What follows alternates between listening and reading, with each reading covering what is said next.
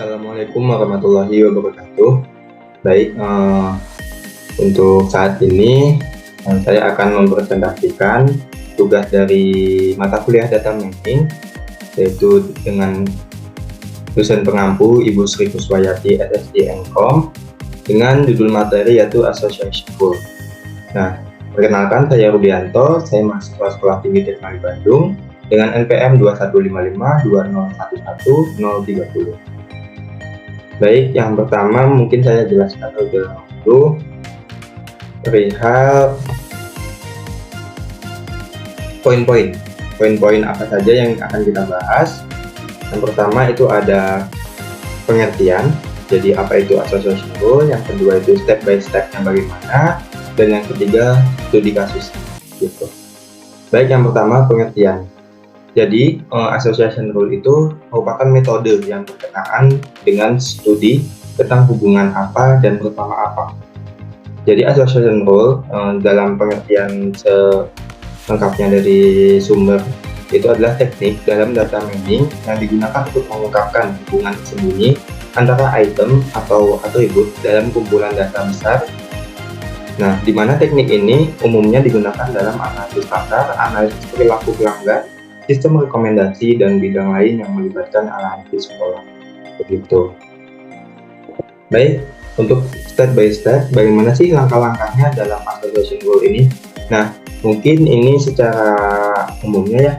Yang pertama itu ada pengumpulan data, yang kedua sortir data sesuai kebutuhan dengan membuat kolom metrik. Yang ketiga, lihat total item yang terbentuk sesuai dengan data yang hadir secara bersamaan. Yang keempat, hitung total secara kebersamaan, juga perhatikan total tiap itemnya.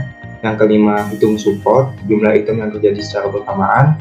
Dengan rumusnya itu support itu A plus B dibagi total. Nah, yang selanjutnya itu hitung confidence, rumusnya A plus B dibagi A.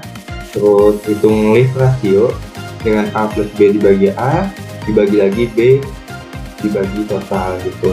Nah, di sini ada aturannya ya. Jika hasilnya kurang dari 1, maka dinyatakan dia lemah. Jika lebih dari 1, maka aturan itu kuat, dan jika sama dengan 1, maka tidak memiliki. Nah, yang tahap terakhirnya itu ada tarik putusan kekuatan aturan gitu.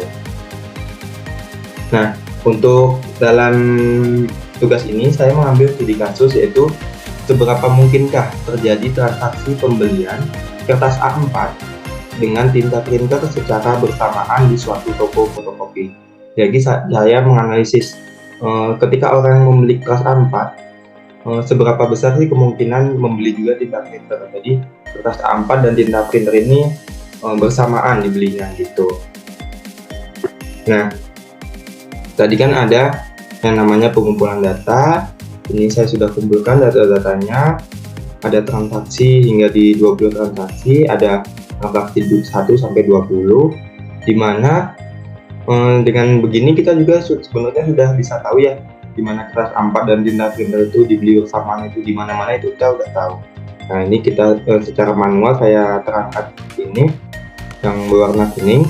Ini transaksi 1 itu ada kertas A4 dan tinta printer, transaksi 3 itu ada kertas A4 dan juga tinta printer, transaksi 4 ada, transaksi 6, transaksi 8, transaksi 12, transaksi 19, transaksi 20 gitu.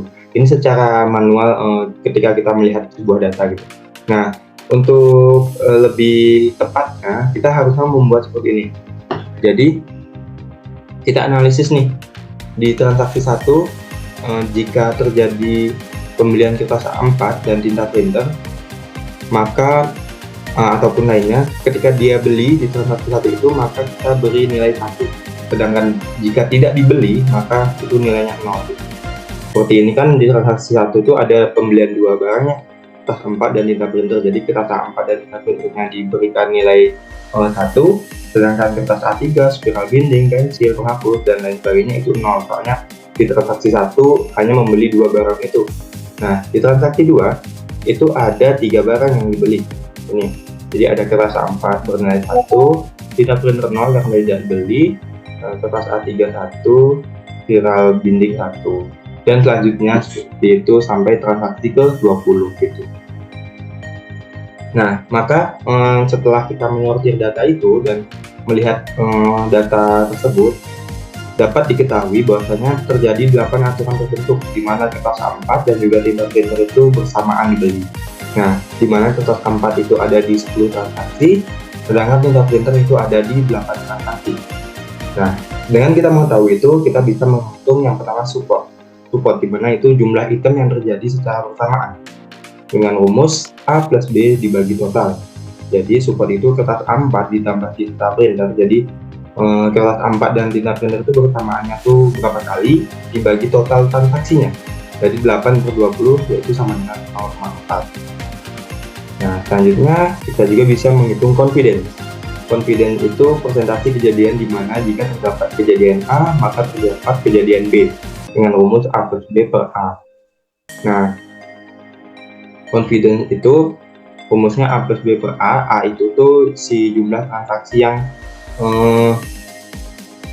kertas A4 gitu. Kertas A4 itu tadi kan kita ketahui bahwasanya itu ada 10 transaksi. Jadi 8 itu kertas A4 dan tinta printer dibagi transaksi di kertas A4 saja gitu. Jadi 8/10 sama dengan 0,8 gitu.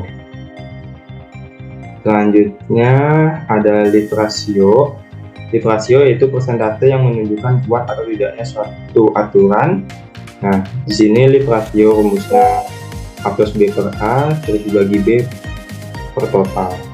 Nah, dihitung 0,8/8 per 20. Dan tadi kan kertas A4 plus tinta printer kan udah dihitungnya sebelumnya, itu hasilnya 0,8, jadi kita masukkan aja langsung nih. Nah, setelah dihitung itu nilainya 2.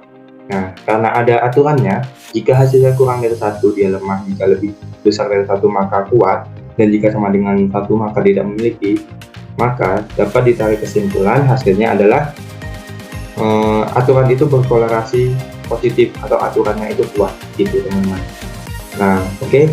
Next slide itu kita lanjut ke menggunakan dana gerak, yaitu secara aplikasi.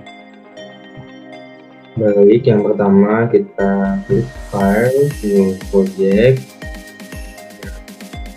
Ini kita kasih nama data. Nah, ini kita pilih file yang akan kita bentuk. Nah, kalau yang saya gunakan ini format Excel-nya diubah terlebih dahulu menjadi txt. Kita klik, kita open, terus oke. Tampilannya seperti ini. Kita view dataset, kita tarik aja gini. Nah, di view dataset satu ini kita execute, lalu di view. Nah, berhasil. Nah, untuk langkah selanjutnya yaitu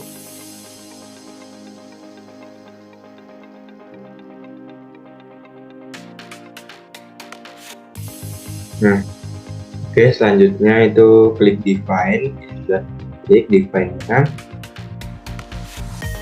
Nah, ini untuk menentukan targetnya.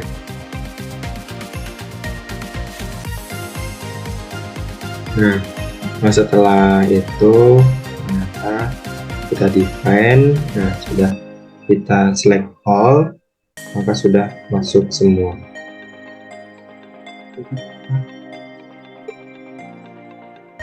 Nah, ini ya, jadi hasilnya itu ada inputan sebanyak 15 gitu.